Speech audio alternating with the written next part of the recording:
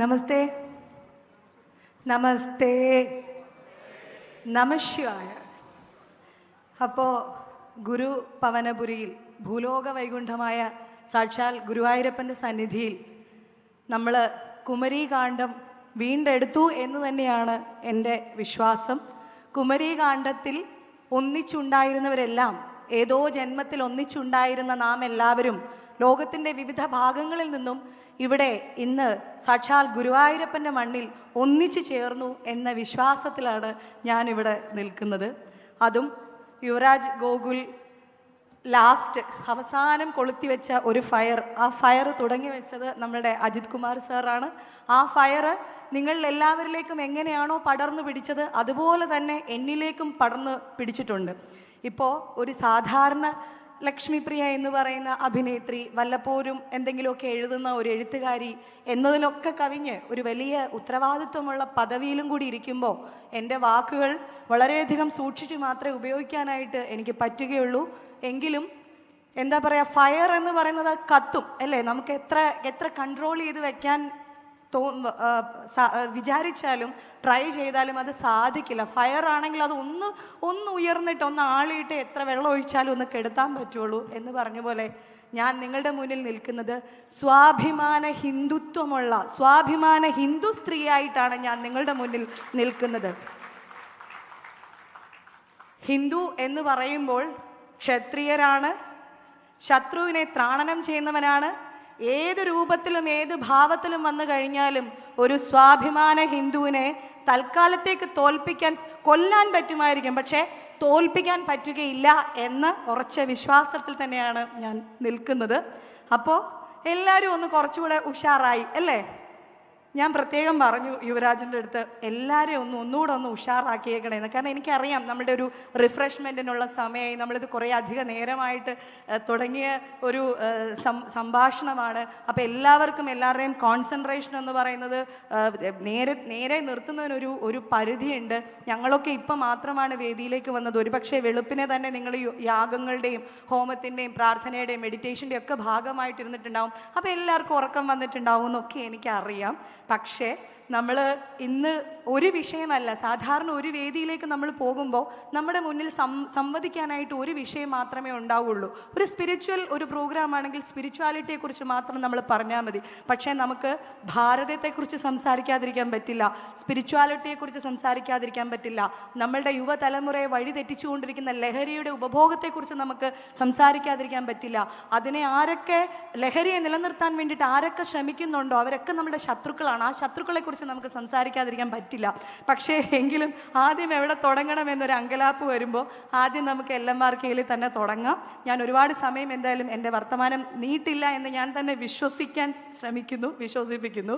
അപ്പോൾ രജിത്ജിയെ വളരെ അവിചാരിതമായിട്ട് ഒരു ക്ഷേത്രത്തിൻ്റെ ചടങ്ങിലാണ് ഞാൻ പരിചയപ്പെടുന്നത്. എന്നെ ഗോപിയേട്ടനാണ് പരിചയപ്പെടുന്നത്. ഗോപിയേട്ടൻ ഇപ്പോൾ നമ്മുടെ മുന്നിൽ ഇവിടെ ഇരിപ്പുണ്ട്. അപ്പോൾ അദ്ദേഹം എന്നെ പരിചയപ്പെടുത്തുന്ന സമയത്ത് എനിക്ക് LMRKയെ കുറിച്ച് അറിയില്ല, എനിക്ക് രജത്തേട്ടനെ കുറിച്ച് അറിയില്ല, എനിക്ക് ഒന്നും തന്നെ അറിയില്ല. ഒരു സാധാരണ ഒരു MLA സ്ഥലത്തെ ഒരു എന്താ പറയുക, ഒരു പഞ്ചായത്ത് മെമ്പറോ പ്രസിഡൻറ്റോ അതേപോലത്തേക്ക് ഒരാളായിരിക്കും നമ്മുടെ ഒരു MLA ഒക്കെ വന്ന ഒരു ഫീൽ. ആ ഒരു ഫീലിലാണ് ഞാൻ രജത്തേട്ടനെ നോക്കി കണ്ടത്. അതിനുശേഷം ഇങ്ങനെ ലയൺ മുരുക റോയൽ കിങ്ഡം എന്ന് പറഞ്ഞിട്ട് സ്റ്റേജിലേക്ക് വന്നവരൊക്കെ ഇതിനെക്കുറിച്ച് പറയാൻ തുടങ്ങി. അപ്പം ഞാൻ ആലോചിച്ചത് എന്താണെന്ന്. ഇടയ്ക്ക് 1-2 ലിങ്കായിട്ട് ഞാൻ വടയാർ സുനിലേട്ടൻ്റെ വീഡിയോസ് ഇങ്ങനെ കണ്ടിരുന്നു. ഞാൻ അദ്ദേഹത്തിനെ സബ്സ്ക്രൈബ് ചെയ്തിട്ടുള്ളത് കൊണ്ട് നമുക്ക് അതിൻ്റെ നോട്ടിഫിക്കേഷൻ വരുമല്ലോ. പക്ഷേ ഞാനത് ഓപ്പൺ ചെയ്ത് നോക്കിയിട്ടില്ല. ഇതൊരു മുരുക യുഗമാണെന്നും മുരുകനെ പറ്റി പറയുന്നതൊക്കെ ഞാൻ കണ്ടിട്ടുണ്ടായിരുന്നു. പക്ഷേ അവിടെ വെച്ചാണ് രജിതേട്ടനെ കുറച്ചുകൂടെ ഡീറ്റെയിൽ ആയിട്ട് പരിചയപ്പെട്ടതിന് ശേഷം വീട്ടിലെത്തിയപ്പോൾ ഞാൻ ആദ്യം ചെയ്തത് സുനിലേട്ടൻ്റെ വീഡിയോസ് ഫുള്ളായിട്ടിരുന്ന് കാണുകയാണ് ചെയ്തത്. എനിക്ക് ശരിക്കും പറഞ്ഞാൽ അത്യത്ഭുതം തോന്നി. നമ്മൾ പലപ്പോഴും കേട്ടിട്ടുണ്ട് ഈശ്വരനെ നമ്മളിൽ നിന്നും അകന്നൊരു ചൈതന്യമായിട്ട് ഭയന്ന് നമ്മൾ മാറി നിൽക്കുന്ന പോലെയല്ല കാണേണ്ടത്. ഈശ്വരനെ നമ്മൾ നമ്മുടെ ഒരു സുഹൃത്തായിട്ടാണ് കാണേണ്ടത് എന്ന് നമ്മൾ എപ്പോഴും പറഞ്ഞു കേൾക്കാറുണ്ട്. അപ്പോൾ ഈശ്വരനെ സുഹൃത്തായിട്ട് തോളിൽ കൈയിട്ട് കൂടെ കൊണ്ടു നടക്കുന്ന ഒരു വ്യക്തി എന്ന നിലയിൽ എനിക്ക് ഭയങ്കര അത്ഭുതവും ആദരവും ഒക്കെ തോന്നി. അതിനുശേഷം എനിക്ക് പഴനിയിലെ യാഗത്തിലേക്ക് യാഗത്തിലേക്ക് ക്ഷണമുണ്ടായിരുന്നു. ഞാൻ പോയി. ആ സമയത്ത് നമ്മൾക്ക് എല്ലാ മനുഷ്യരുടെയും ജീവിതത്തിലെ ഒരു മൊമെൻറ്റിൽ നമ്മൾ ഭയങ്കരമായിട്ട് ഡിസ്റ്റർബ്ഡ് ആയിരിക്കുന്ന ഒരവസ്ഥ, അല്ലെങ്കിൽ എങ്ങോട്ട് പോകണമെന്നറിയാത്ത അവസ്ഥ, മുന്നോട്ടൊരു വഴി തെളിയാണ്ട് മൂടാപ്പായിരിക്കുന്ന അവസ്ഥ. ഞാൻ പറയുന്നത് ഫിനാൻഷ്യൽ കാര്യങ്ങളും മറ്റൊന്നുമല്ല പറയുന്നത്. നമ്മുടെ നിലനിൽപ്പിനെ തന്നെ ചോദ്യം ചെയ്യുന്ന പല കാര്യങ്ങളും നമ്മുടെ മുന്നിലേക്ക് വന്നു ചേരാം. പ്രതിസന്ധി, ആ പ്രതിസന്ധി എങ്ങനെയാണ് നമുക്ക് ഓവർകം ചെയ്യേണ്ടതെന്ന് അറിയില്ല. പ്രതിസന്ധികൾ ഒരുപാടായി കഴിയുമ്പോൾ ഏതൊരു മനുഷ്യനും ഭക്തിയുടെ എലമെൻറ്റും അങ്ങനെ ഇത്രയും നമ്മൾ ദൈവത്തിനെ വിളിച്ചിട്ടും കാര്യമൊന്നുമില്ല, ഇനി നമ്മൾ വേണ്ട എന്ന് വെക്കുന്ന അവസ്ഥ, ഇത്തരമൊക്കെ അവസ്ഥയിലൂടെ പോയിക്കൊണ്ടിരിക്കുന്ന സമയത്താണ് രജിത്തേട്ടൻ എന്നെ വിളിക്കുന്നത്. അത്ഭുതം എന്ന് പറയട്ടെ, ഞാൻ ഇത് LMRKയുടെ ഒരു സാക്ഷ്യം പറച്ചിൽ വേദിയായിട്ടൊന്നും നിങ്ങൾ വിചാരിക്കരുത്. ഞാനിത് സത്യസന്ധമായിട്ടുള്ള കാര്യമാണ് പറയുന്നത്. അപ്പോൾ യാഗത്തിൽ പങ്കെടുത്ത് പഴനിയപ്പനെ പോയി തൊഴുതു, മകളെ കൊണ്ടുപോയി തൊഴിയിപ്പിച്ചു. അതൊക്കെ കഴിഞ്ഞ് ഞാൻ വീട്ടിലെത്തി. അതുവരെ എന്നെ ഭരിച്ചുകൊണ്ടിരുന്ന എൻ്റെ എല്ലാ പ്രശ്നങ്ങളും വിത്തിൻ ഡേയ്സ് എന്നിൽ നിന്ന് സ്വയം അകന്നു മാറി. എന്നിൽ നിന്നും ഒരു പ്രശ്നത്തിനെ ഞാൻ സോൾവ് ചെയ്യാൻ വേണ്ടിയിട്ട് ഒന്നും ചെയ്തിട്ടില്ല, പക്ഷെ എനിക്ക് ചുറ്റിനും ഉണ്ടായിരുന്നതെല്ലാം തനിയെ അകന്നു മാറിയതായിട്ടാണ് എനിക്ക് ഫീൽ ചെയ്തത്. അതിനുശേഷം ഏറ്റവും വലിയൊരു ഡ്രീമായിരുന്നു നമുക്ക് തൃപ്പൂണിത്തുറയിൽ ഒരു വീട് വേണം, ഹിൽ പാലസിൻ്റെ അടുത്തായിട്ട് വീട് വേണം എന്നുള്ളത്. എൻ്റെ വീടിൻ്റെ നേരെ, ഞാൻ അവിടെ റെൻറ്റിന് താമസിച്ച 4ാമത്തെ മാസമാണ്. അപ്പം ഞാൻ താമസിച്ച വീടിൻ്റെ നേരെ മുന്നിലുള്ള വീട് വിൽപ്പനയുമായിട്ട് ബന്ധപ്പെട്ടിട്ട് അവിടെ താമസക്കാരൻ ഞങ്ങളുടെ മുന്നിലേക്ക് വരുന്നു. ഏകദേശം ഒരു മാസത്തെ ഒരു കണക്ക് വേണമെങ്കിൽ എടുക്കാം. ആ ഒരു മാസത്തെ കണക്ക് കൊണ്ട് നമ്മുടെ ആ വീടിൻ്റെ പ്രശ്നം അവിടെ സോൾവായി. വീട് വാങ്ങുക എന്ന് പറയുന്ന കാര്യം അവിടെ സോൾവായി. അപ്പോൾ അതിനൊക്കെ ശേഷം നമ്മൾ അവിടെ ഇരുന്ന് ഇങ്ങനെ നോക്കുമ്പോൾ ഞാൻ പറയാറുണ്ട്, പഴനി പോയതിനു ശേഷമാണ് നമുക്ക് നന്മയുണ്ടായത്, അല്ലെങ്കിൽ LMRKയുമായിട്ട് കണക്റ്റഡ് ആയതിനു ശേഷം, രജത്തേട്ടനെ യാഗത്തിൽ പങ്കെടുത്തതിന് ശേഷമാണ് ഇതൊക്കെ ശരിയായത് എന്ന് ഞാൻ പറഞ്ഞിട്ട് ഇങ്ങനെ നോക്കുമ്പോൾ ആ വീടിൻ്റെ മുന്നിൽ ഒരു കാർ ഷെഡ് പണിതിട്ടുണ്ട്. ആ കാർ ഷെഡിൽ കൃത്യമായിട്ട് മുരുകൻ്റെ ഒരു വേൽ അവർ ഉണ്ടാക്കി വെച്ചിട്ടുണ്ട്. എനിക്കൊരു ഭയങ്കര അത്ഭുതമായിട്ടാണ് തോന്നുന്നത്. അത്രയും 4 മാസവും ഞാനത് ശ്രദ്ധിച്ചിട്ടുണ്ടായിരുന്നില്ല. അപ്പോൾ ആ വീട്ടിൽ വളരെ സന്തോഷത്തോടു കൂടിയിട്ട് താമസിച്ച് കഴിഞ്ഞപ്പോൾ നിങ്ങൾക്ക് എല്ലാവർക്കും അറിയാം, ലക്ഷ്മിപ്രിയ എന്ന് പറയുമ്പോൾ എന്താ പറയുക, സത്യസന്ധമായിട്ടുള്ള കാര്യങ്ങൾ ഉറച്ചു പറയുന്ന ഒരു വ്യക്തിയാണ്. അതിൽ ഞാൻ രാഷ്ട്രീയം നോക്കാറില്ല, ഞാൻ ഏത് പൊസിഷനിലിരിക്കുന്നു നോക്കാറില്ല, ഒന്നും നോക്കാറില്ല. എനിക്ക് പറയാനുള്ള കാര്യങ്ങൾ ആരുടെ മുന്നിലും വിളിച്ചു പറയുന്ന ഒരു വ്യക്തിയാണ്. പക്ഷെ അങ്ങനെ നടക്കുമ്പോൾ പോലും എനിക്ക് യാതൊരു വിധത്തിലുള്ള സ്ഥാനമാനങ്ങളോടോ അധികാരമോഹങ്ങളോടോ ഒന്നുമില്ല. എല്ലാം എന്താ പറയുക, പരിത്യാഗിയായ പുറമേ ഇങ്ങനെയൊക്കെ നടക്കുമെങ്കിലും ഉള്ളിൻ്റെ ഉള്ളിൽ എല്ലാം പരിത്യജിക്കാൻ യാതൊരു മടിയും ഇല്ലാത്ത ഒരാളായിട്ട് തന്നെയാണ് എപ്പോഴും ജീവിച്ചുകൊണ്ടിരിക്കുന്നത്. അതെൻ്റെ സർക്കിളിലുള്ള ഉള്ളവർക്ക് എല്ലാവർക്കും അറിയാം. പക്ഷെ ആ ഒരു സമയത്ത് വളരെ അവിചാരിതമായിട്ട് ഞാൻ പോലും അറിയാണ്ട് അമ്മ എന്ന് പറയുന്ന 31 വർഷമായ താരസംഘടനയുടെ യാതൊരു എക്സിക്യൂട്ടീവ് മെമ്പർ പോലും ആയിട്ടില്ലാത്ത ഞാൻ, ഇതിനെ പറ്റി സ്വപ്നം കാണുക എന്നല്ല, എൻ്റെ 7 ചിന്തകളിൽ പോലും ഇല്ലാത്ത ഞാൻ അമ്മ എന്ന് പറയുന്ന താരസംഘടനയുടെ വൈസ് പ്രസിഡന്റ് സ്ഥാനത്തേക്ക് അവിചാരിതമായിട്ട് മത്സരിക്കുകയും ഉയർന്ന ഭൂരിപക്ഷത്തോടു കൂടിയിട്ട് തന്നെ വിജയിക്കുകയും ചെയ്തു.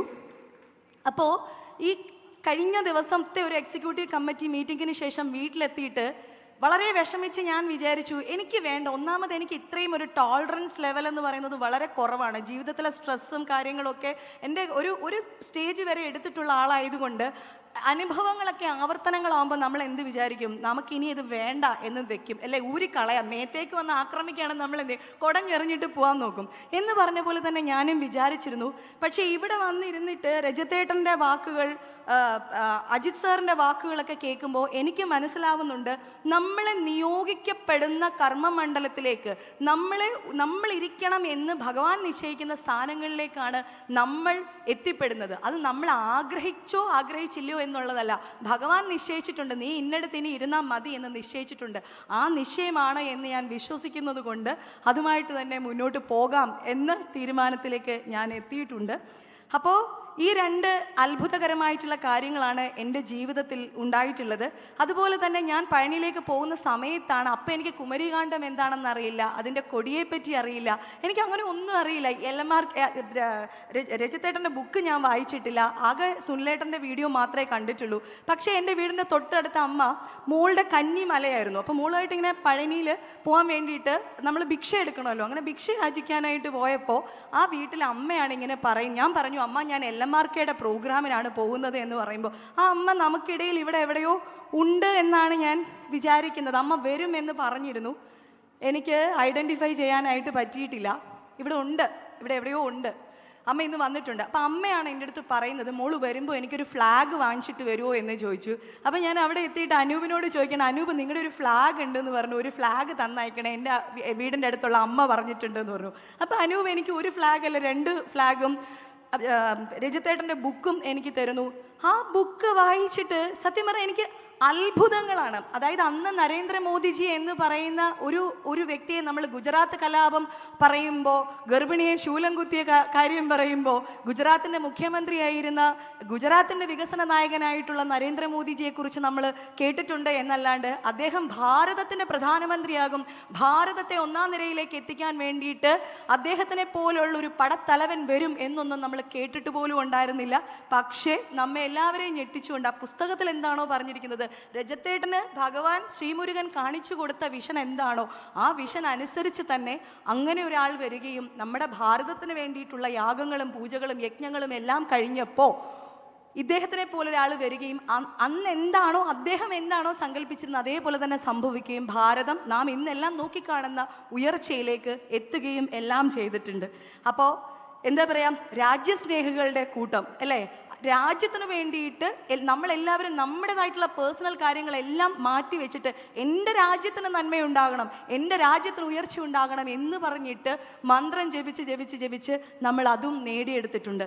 ഇപ്പോൾ ഈ ലഹരി വിരുദ്ധ ഒരു ക്യാമ്പയിൻ കൂടി നമ്മൾ നടത്തുന്നുണ്ട് എന്നുള്ളതൊക്കെ ഞാൻ ഈ വേദിയിൽ വന്നതിന് ശേഷം മാത്രമാണ് എനിക്ക് മനസ്സിലായത്. അപ്പോൾ എൻ്റെ മുന്നിലൂടെ കടന്നു പോകുന്നത് ശ്രീല പ്രഭുപാദരെയാണ്. ഭഗവത്ഗീത ലോകം മുഴുവനും പ്രചരിപ്പിച്ച, ബൈബിൾ കഴിഞ്ഞാൽ 2ാം സ്ഥാനത്ത് ഭഗവത്ഗീത എന്ന് പറയുന്ന ഭഗവാൻ ശ്രീകൃഷ്ണന്റെ വാക്കുകളാണ് ലോകമെമ്പാടുമുള്ള മനുഷ്യർ വായിച്ചിരിക്കുന്ന പുസ്തകം, ആധ്യാത്മിക പുസ്തകം എന്ന് പറയുന്നത്. പക്ഷെ അതിനെ ഒരു ജീവിത വിജയം ലഭിക്കാനുള്ള ഒരു ഗ്രന്ഥമായിട്ട് തന്നെയാണ് കരുതേണ്ടത്. ശരിക്കും ഭഗവത്ഗീത എന്ന് പറഞ്ഞാൽ ഒരു മോട്ടിവേഷണൽ പുസ്തകമാണ്. അതിനെ ഒരിക്കലും ഒരു ആധ്യാത്മിക ഗ്രന്ഥം എന്ന് പറഞ്ഞിട്ട് നമുക്ക് മാറ്റി നിർത്താൻ പാടില്ല. അപ്പോൾ ശ്രീല പ്രഭുപാദർ വർഷങ്ങൾക്ക് മുൻപ് ഒരു പെട്ടി ഭഗവത്ഗീതയും ഒരു 14 രൂപയും 14 ഇന്ത്യൻ രൂപയും കൊണ്ടാണ് മയക്കുമരുന്ന് പോലെയുള്ള മാരക വിഷങ്ങളിൽ അടിപ്പെട്ട് കിടന്ന പാശ്ചാത്യ സംസ്കാരികരായിട്ടുള്ള ആൾക്കാരെ, തെരുവിൽ വീണ് മരിച്ചുകൊണ്ടിരുന്ന യുവജനതയെ നന്നാക്കുന്നതിന് വേണ്ടിയിട്ട് അദ്ദേഹം കപ്പൽ കയറി പോകുന്നത്. വെറും 14 ഇന്ത്യൻ രൂപയും ഒരു പെട്ടി ഭഗവത്ഗീതയുമായിട്ടാണ് പോകുന്നത്. ആ ശ്രീല പ്രഭുപാദർ എങ്ങനെയാണോ ലഹരിക്കെതിരെ പോരാടിയത് അതേപോലെ തന്നെ പോരാടുവാൻ, ലഹരി എന്ന് പറയുന്ന അന്ന് പാശ്ചാത്യ രാജ്യങ്ങളെ ആയിരുന്നു കീഴടക്കിയതെങ്കിൽ ശ്രീല പ്രഭുപാദരുടെ വഴിയിലൂടെ ഹരേ കൃഷ്ണ എന്ന് പറയുന്ന ഒരു പ്രസ്ഥാനം ഉണ്ടാക്കുവാനും ആ വഴിയിലേക്ക് ആ ഒരു തലമുറയെ മുഴുവനും അതിനുശേഷവുമുള്ളവരെ എല്ലാവരെയും നമ്മൾ കുറേ അധികം പേരും ഹരേ കൃഷ്ണ പ്രസ്ഥാനവുമായിട്ട് ഇസ്കോണുമായിട്ടും നമ്മൾ ബന്ധപ്പെട്ട് നിൽക്കുന്നവരാണ്. അവരെയൊക്കെ കൊണ്ടുവരാൻ സാധിച്ചതുപോലെ ഇപ്പോൾ നമ്മുടെ കൊച്ചു കേരളത്തിൽ അമ്മയെ കൊല്ലുന്നു, അച്ഛനെ കൊല്ലുന്നു, ഏത് വഴിയിലൂടെ അധ്യാപകരുടെ തല വെട്ടുന്നു, അയൽക്കാരനെ വെറുതെ പട്ടി കുറച്ചതിൻ്റെ പേരിൽ 5-6 പേരെ വെട്ടിക്കൊല്ലുന്നു. ഇങ്ങനെയുള്ള കാലം കണ്ടുകൊണ്ടിരിക്കും. ഒരു മനുഷ്യന് ചെയ്യാൻ കഴിയുന്ന, ഒരു മൃഗത്തിന് പോലും ചിന്തിക്കാൻ പറ്റാത്ത വിധത്തിൽ നമ്മുടെ തലച്ചോറിനെ കൊണ്ട് ചിന്തിപ്പിക്കുന്ന മാരകമായ ലഹരിക്കെതിരെ പോരാടുവാൻ ശ്രീല പ്രഭുപാദരെ പോലെ തന്നെ നമ്മുടെ ക്യാപ്റ്റൻ, നമ്മുടെ രജത് ജിക്ക് LMR കയ്യിലൂടെ കഴിയട്ടെ എന്ന് ഞാൻ ആശംസിക്കുകയാണ്. അതിനു വേണ്ടിയിട്ട് ഏത് തരത്തിലുള്ള പോരാട്ടങ്ങളിലും മുൻകൈ എടുക്കാൻ, മുൻപിൽ നിൽക്കാൻ നമുക്കെല്ലാവർക്കും സാധിക്കട്ടെ എന്നും കൂടി ഞാൻ ആശംസിക്കുകയാണ്. അപ്പോൾ നമ്മളുടെ മക്കളിലൂടെയാണ് ഇനിയും ഭാരതത്തിൻ്റെ യശസ്സും കീർത്തിയും എല്ലാം ഉയർത്തേണ്ടത്. എൻ്റെ എളിയ വാക്കുകൾ ഞാനിവിടെ ഉപസംഹരിക്കുകയാണ്. ഭയങ്കരമായിട്ട് എല്ലാവരും വിയർത്തും വിശന്നും ഒക്കെ ഇരിക്കുകയാണ്. അപ്പോൾ ഭഗവാൻ ശ്രീമുരുകൻ്റെ, ഭഗവാൻ ശ്രീ ധർമ്മശാസ്താവിൻ്റെ, അപ്പോൾ എനിക്ക് ഒരു കാര്യം കൂടി പറയാതിരിക്കാൻ പറ്റില്ല ഗോകുൽജി. കാരണം മുഖം മറച്ച് 2 സ്ത്രീകളെ ഇരുട്ടിൻ്റെ മറവിൽ കറുത്ത വസ്ത്രം ഉടുപ്പിച്ച് സ്വാമി അയ്യപ്പൻ്റെ മുന്നിൽ ദശലക്ഷക്കണക്കിനുള്ള ഭക്തരുടെ നെഞ്ചിൽ കത്തി കയറ്റിക്കൊണ്ട് ഇവിടുത്തെ ഭരണാധികാരികൾ കയറ്റിയപ്പോൾ ഏതാനും ദിവസങ്ങൾക്കുള്ളിൽ ലോകം മുഴുവനും മാസ്ക് വെച്ച് നടക്കേണ്ട അവസ്ഥയുണ്ടായിട്ടുണ്ട്. ലോകത്തെ മുഴുവനും സ്തംഭിപ്പിച്ചിട്ടുണ്ട്. അതാണ് ഭക്തന്റെ കണ്ണുനീരിൻ്റെ വില. അപ്പോൾ ഇപ്പം വരുന്നതൊന്നും നമ്മൾ നോക്കേണ്ടതില്ല. ഭാരതം എന്ന് പറയുന്നത് എന്നും ആധ്യാത്മിക ശക്തി കൊണ്ട് മാത്രമാണ് നിലനിന്നിട്ടുള്ളത്. ഭാരതത്തിൻ്റെ പൗരാണികമായ പുസ്തകങ്ങൾ നമ്മൾ വായിക്കുമ്പോൾ എല്ലാ പാശ്ചാത്യരും നമ്മളെ വിശേഷിപ്പിച്ചിരുന്നത് ഇത് പാമ്പാട്ടികളുടെ നാടാണ്, ഇത് മന്ത്രവാദികളുടെ, മജീഷ്യന്മാരുടെ, ദുർമന്ത്രവാദികളുടെ ഒക്കെ നാടാണ് എന്നാണ്. എന്താണ് ആ ദുർമന്ത്രവാദം?